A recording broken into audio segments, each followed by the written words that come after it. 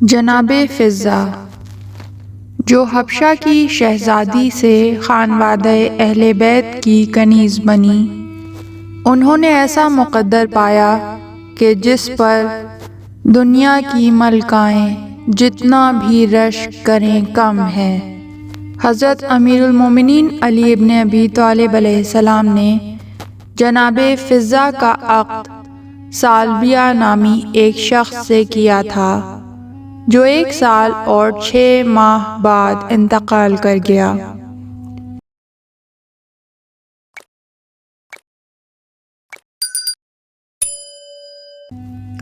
تاریخی حوالوں سے ثابت ہوتا ہے کہ جناب فضہ نے سیدہ فاطمۃ الزہرا سلام اللہ علیہا کی شہادت کے بعد 2 شادیاں کیں۔ تاریخی منابع میں آپ کی اولاد کی تعداد 4 لکھی ہے۔ حضرت فضہ کے پہلے شوہر کے انتقال کے بعد سلیقہ نامی ایک شخص نے جناب فضہ سے شادی کا اظہار کیا، لیکن آپ نے انکار کر دیا۔ اس سلیقہ نے خلیفہ ثانی عمر بن خطاب کو شکایت کی تو خلیفہ نے بی بی فضہ کو اپنے دربار میں بلایا اور شادی نہ کرنے کی وجہ پوچھی تو جناب فضہ نے کہا کہ پہلے شوہر کے انتقال کے بعد ابھی شریعت اسلامی کے مطابق عدت کی مدت پوری نہ ہوئی تھی، اور عدت کے دوران دوسرا نکاح خلاف شریعت ہے، اور بالفرض اگر عدت کے دوران نکاح ہو بھی جاتا تو ممکن تھا میں پہلے شوہر سے حاملہ ہوتی۔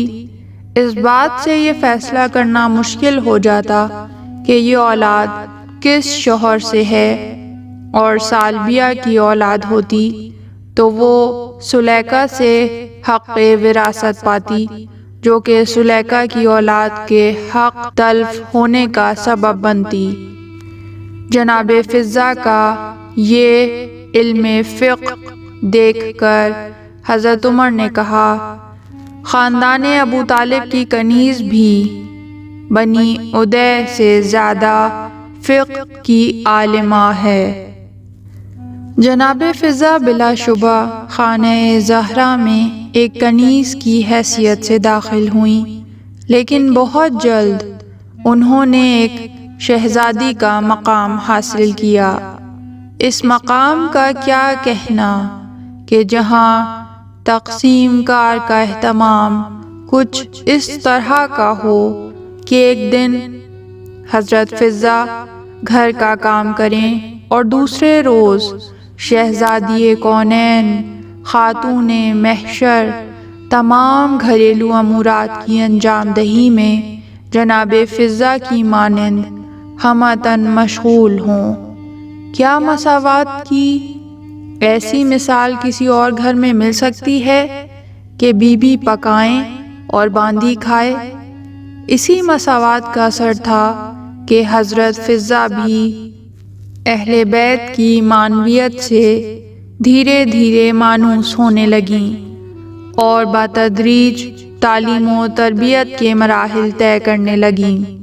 حضرت زہرا سلام اللہ علیہا کا جناب فضہ کے ساتھ تمام گھریلو امورات مل بانٹنا اس بات کی غمازی کرتا ہے کہ جناب فضہ کو دیگر معنوی، مذہبی اور تربیتی امور میں وقت صرف کرنے کا موقع دیا جا رہا تھا، جس کا بھرپور فائدہ اٹھا کر جناب فضہ نے معنوی اور علمی کمالات کے نت نئے مدارج طے کیے۔ حضرت فضہ نے تقریباً 20 سال تک قرآن کے ذریعے گفتگو کی اور بات کرنے والوں کو قرآن کی آیات سے جواب دیتی تھیں۔ انہوں نے ایک طولانی روایت میں حضرت فاطمہ زہرا سلام اللہ علیہا کے حالات زندگی کو پیغمبر اکرم صلی اللہ علیہ وآلہ وسلم کی وفات سے لے کر حضرت زہرا کی شہادت تک بیان کیا ہے۔ حضرت علی علیہ السلام ان کے سلسلے میں فرماتے ہیں، اللہم بارک لنا فی فضتنا۔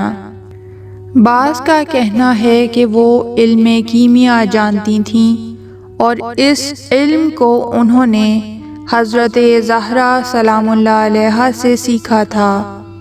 پیغمبر اکرم صلی اللہ علیہ وآلہ وسلم نے بھی انہیں مشکلات کے حل کی دعا اور اسی طرح سے دوسرے اذکار تعلیم فرمائے تھے۔ روایت میں جناب فضہ کا دعا مانگنا اور اس کے نتیجے میں پروردگار عالم کی طرف سے خوان نعمت کا نازل ہونا ثابت ہے۔ ایک مرتبہ امام حسن اور امام حسین علیہ السلام علیل ہو گئے اور طبیعت جب بہت زیادہ خراب ہوئی تو پیغمبر اسلام صلی اللہ علیہ وآلہ وسلم اپنے کچھ اصحاب کے ہمراہ اپنے نواسوں کی عیادت کے لیے آئے اور فرمایا، اے علی، بہتر ہوتا کہ اپنے بیٹوں کی شفا یابی کے لیے کوئی نظر مان لیتے۔ حضرت علی علیہ السلام اور بی بی فاطمۃ الزہرا سلام اللہ علیہا نے نظر مان لی کہ بچوں کی شفا یابی کے بعد 3 روز تک مسلسل روزے رکھیں گے۔ ان کے ساتھ ساتھ حسنین علیہ السلام اور گھر کی کنیز جناب فضہ نے بھی نظر مان لی کہ وہ بھی 3 دن تک روزہ رکھیں گے۔ ابھی 2 ہی دن گزرے تھے کہ خداوند عالم نے دونوں کو صحت و شفا عنایت کر دی۔ سب نے پہلے دن روزہ رکھا مگر افطاری کے لیے گھر میں کچھ بھی نہ تھا۔ حضرت علی علیہ السلام کچھ مقدار میں جو لے آئے۔ شہزادی کونین بی بی فاطمۃ الزہرا سلام اللہ علیہا نے اپنے دست مبارک سے چکی میں جو پیس کر اس کا آٹا تیار کیا اور پھر 5 روٹیاں تیار کیں۔ افطار کے وقت دسترخوان لگا اور سب دسترخوان پر افطاری کے لیے بیٹھے ہی تھے کہ ایک سائل نے آواز دی اور کہا، اے اہل بیت نبوت، آپ پر میرا سلام ہو۔ میں مسلمانوں کے درمیان مسکینوں میں سے ایک مسکین ہوں، مجھے کھانے کے لیے کچھ دے دیجیے۔ مسکین کی آواز سن کر حضرت علی علیہ السلام، جناب فاطمۃ الزہرا سلام اللہ علیہا، حسنین علیہ السلام کے ساتھ ساتھ جناب فضہ نے بھی اپنے حصے کا کھانا اس فقیر کو دے دیا اور صرف پانی سے افطار کر لیا۔ دوسرے دن بھی سب نے روزہ رکھا۔ جناب فاطمۃ الزہرا سلام اللہ علیہا نے اس دن بھی 5 روٹیاں تیار کیں اور افطار کے وقت دسترخوان پر لے آئیں۔ جیسے ہی افطار کا وقت آیا، در علی پر آ کر ایک سائل نے آواز لگائی، میں مسلمانوں کے یتیموں میں سے ایک یتیم ہوں، مجھے کھانے کو کچھ دے دو۔ سب نے اپنے اپنے حصے کی روٹیاں اٹھائیں اور اس یتیم کو دے دیں اور پھر پانی سے ہی افطار کر لیا۔ تیسرے دن بھی سب نے روزہ رکھا اور اس دن بھی شہزادی کونین نے جو کی روٹیاں بنائیں۔ اس دن بھی افطار کے وقت ایک سائل نے آ کر در علی پر آواز دی کہ میں اسیر ہوں، مجھے کھانا کھلا دو۔ اس دن بھی سب نے اپنی اپنی روٹیاں اس سائل کو دے دیں اور پھر پانی سے افطار کر لیا۔ 3 دن کے مسلسل روزے رکھنے کی نظر پوری کرنے کے بعد اگلے دن جب صبح ہوئی تو حضرت علی علیہ السلام نے حسنین علیہ السلام کا ہاتھ پکڑا اور انہیں لے کر پیغمبر اکرم صلی اللہ علیہ وآلہ وسلم کی خدمت میں پہنچ گئے۔ بھوک اور کمزوری سے دونوں بچوں کے جسم کانپ رہے تھے۔ حضرت صلی اللہ علیہ وآلہ وسلم نے جب یہ حالت دیکھی تو فرمایا کہ اے علی، یہ میں کیا دیکھ رہا ہوں، بچوں کا کیا حال ہو رہا ہے۔ اس کے بعد رسول اللہ صلی اللہ علیہ وآلہ وسلم اٹھے اور ان کے ہمراہ شہزادی کونین کے پاس پہنچے۔ جب آپ گھر کے اندر داخل ہوئے تو دیکھا کہ شہزادی کونین مصلی عبادت پر نماز میں مشغول ہیں۔ بھوک سے آپ پر شدید ضعف طاری ہے اور آنکھوں کے نیچے حلقے پڑ گئے ہیں۔ رسول اسلام صلی اللہ علیہ وآلہ وسلم نے اپنی بیٹی کو شفقت پدرانہ کے تحت آغوش میں لے لیا اور فرمایا، تمہاری حالت دیکھ کر اللہ کے حضور پناہ مانگتا ہوں۔ ابھی یہ جملہ زبان پیغمبر سے جاری ہی ہوا تھا کہ جبرائیل امین نازل ہوئے اور کہا، اے اللہ کے رسول، خداوند عالم نے آپ کو ایسے خاندان کے مالک ہونے پر مبارکباد پیش کی ہے، اور سورہ حل عطا کی تلاوت کی۔ اس کے بعد سب نے جنت کے طعام سے خود کو سیراب کیا۔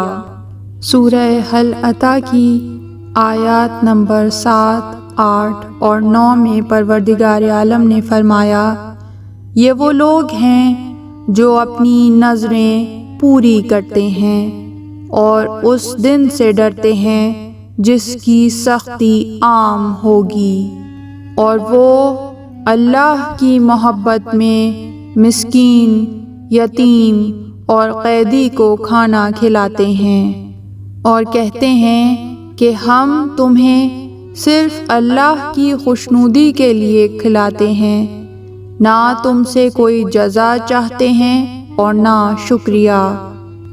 پھر آیت نمبر 22 میں پروردگار عالم ارشاد فرماتا ہے، یہ تمہاری جزا ہے اور تمہاری کوشش شکر گزاری کے قابل ہے۔